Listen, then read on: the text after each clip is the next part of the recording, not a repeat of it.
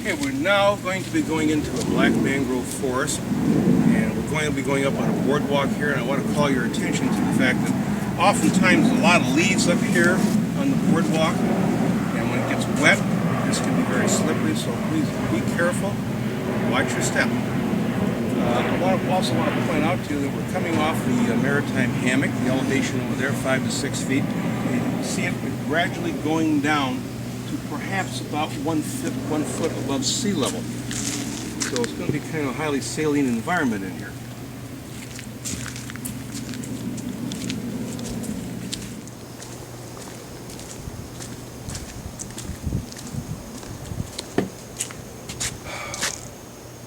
Now we have our friends the mangroves back again. We have the red mangrove here. There's a buttonwood tree right here with those long furrows on it. And over there, that black tree, that's a black mangrove. And we'll have some white mangroves in here a little further up the trail here. Now the difference between the black mangrove forest and the tidal swamp is that the tidal swamp is inundated twice a day. Here, the forest gets inundated only during periods of storm, particularly in the winter months. The salt water will invade this area. It did rain last night, so we do have a lot of rain in here, fresh water that accumulates in here.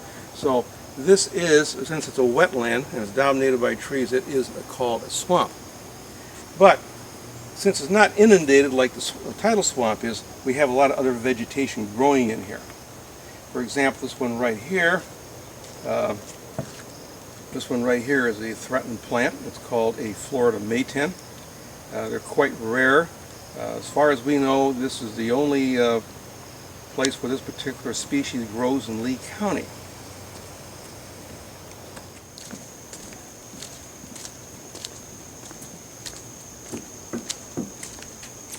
Here now is a white mangrove. The white mangroves like to be at a little higher elevation. They can take saltwater inundation. They prefer not to get a lot of it though.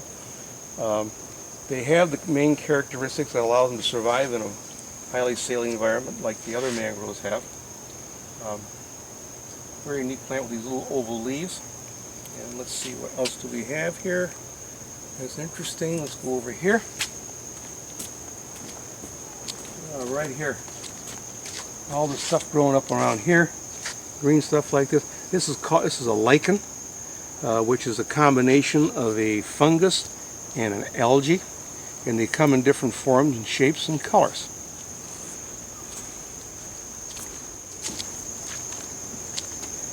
Now the water table might be less than a foot down. And whatever grows down here has to have a strategy for surviving in the salt. We know how the mangroves do it, but here, the vegetation that grows here are succulents. They have rather large leaves to them, or very, very fat leaves, and sometimes the strategy will be to collect and hold water in their leaves and in their stems. But oftentimes their metabolic rate's entirely different. Instead of using water to metabolize, they'll use an acid. So that's how these particular ones, this is called a saltwort right here. Over here, let's see if I can find something else here. Yes, right here.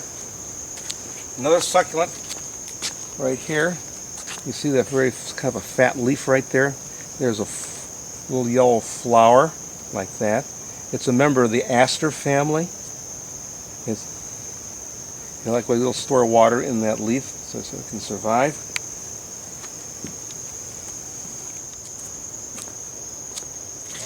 Here we go. The plant right here looks like the herb rosemary. This is called Christmas berry. And notice that little fat little leaf there?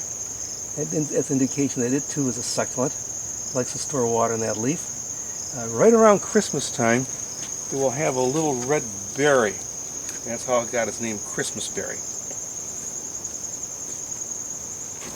That concludes our walk of the Black Mangrove Forest.